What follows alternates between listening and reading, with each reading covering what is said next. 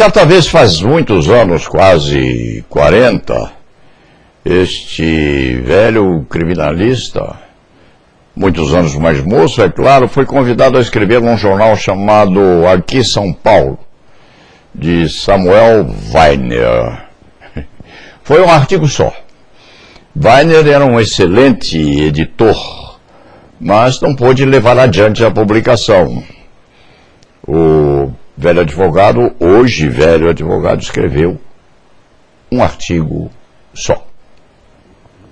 A lembrança daquele jornal vem agora, hoje, porque toda crônica tem que ter título. E Weiner era miraculoso nos títulos. Esta crônica, por exemplo, inventa ou cria um título chamado Peyton Place. Peyton Place é um filme famoso com Lana Turner, se a memória não falha. É um vilarejo nos Estados Unidos da América do Norte, fictício, é evidente, com 3 mulheres fazendo personagens principais. Cada uma vê a vila à sua moda. E há um subtítulo na crônica, que é Epidemia de riso na Tanzânia. Tem também relação com o texto, como o leitor ou o ouvidor logo verá.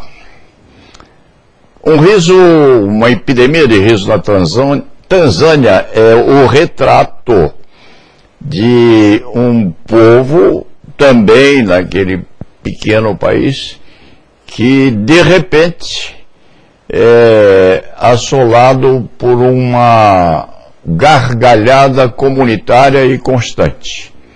Ninguém podia olhar-se e não começar a rir convulsivamente. Aquela epidemia demorou 2 anos.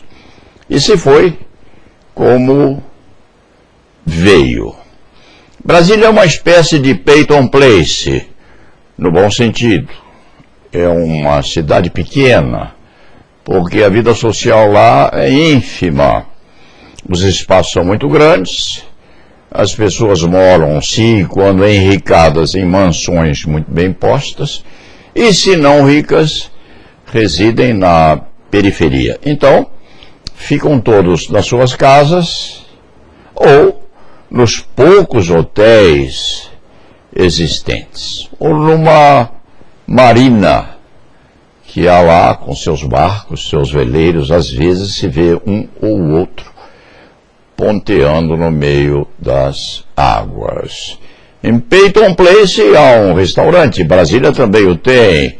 Tem o seu restaurante tradicional, Piantella. Ali no Piantella, embaixo, existe uma mesa reservada ao já falecido Ulisses Guimarães. Aqui tomou assento Ulisses Guimarães com um prato famoso, filé au poivre. Ele se alimentava sempre daquele produto, por sinal muito gostoso.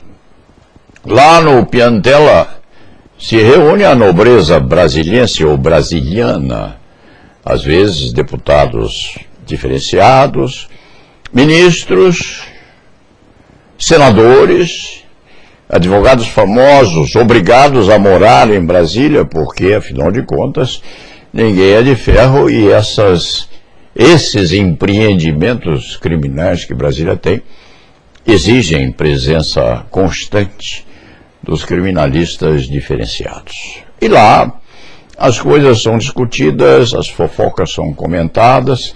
Quem quiser saber alguma coisa profunda de Brasília precisa tomar assento no Piantella de vez em quando, porque os garçons e os motoristas de praça sabem tudo. Quando este velho escriba quer saber alguma coisa na corte brasiliense, pergunta ao taxista. Este é o depositário seguro de muito segredo correndo por lá. Então, Brasília, em Bonaparte, é uma espécie de Peyton Place, não um caráter insultuoso, mas até com uma expressão de bonomia. O que está acontecendo lá? O que está acontecendo lá, como no Brasil inteiro, é uma espécie de compulsão por julgamentos severos.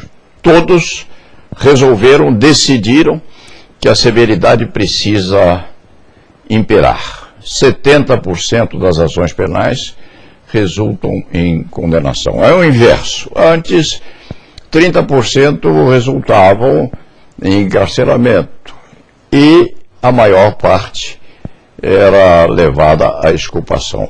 Agora não, porque os juízes, inclusive, têm um certo receio de benevolência nas sentenças. É muito mais fácil, menos dolorido e sofrido uma condenação do que uma exculpação, principalmente numa ação penal severa como aquelas que tramitam no Supremo Tribunal Federal e no Superior Tribunal de Justiça, além do Tribunal Federal daquela região.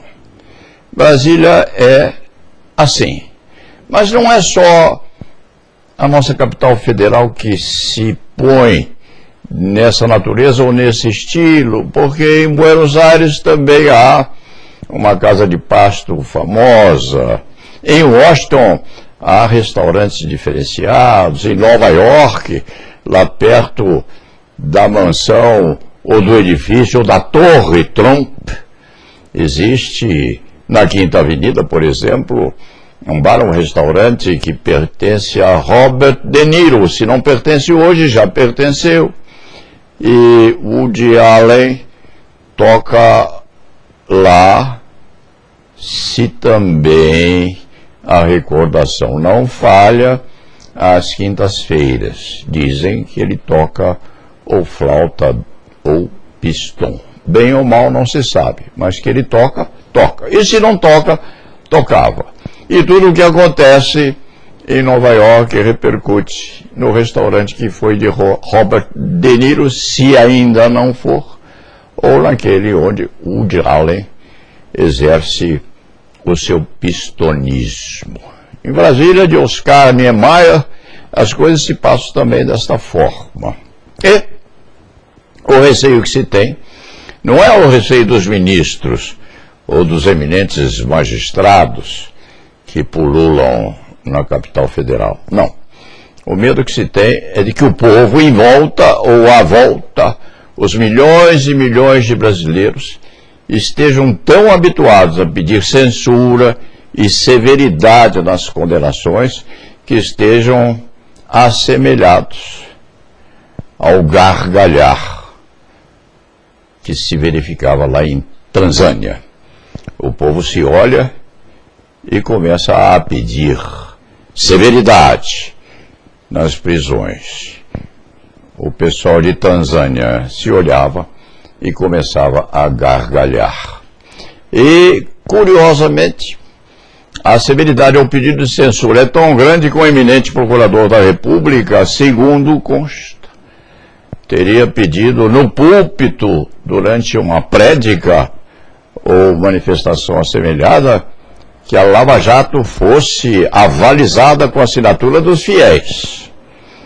E dizendo: Deus está com a Lava Jato. O povo frequentador do templo repetia: Amém, Amém. Dentro desse contexto, e até na medida em que perante o próprio Criador é preciso haver a contradição ou o contraditório, diz um antigo advogado criminal: Deus esteja conosco, e rezemos todos para que a justiça se faça com dose maior de equilíbrio. E tenho dito,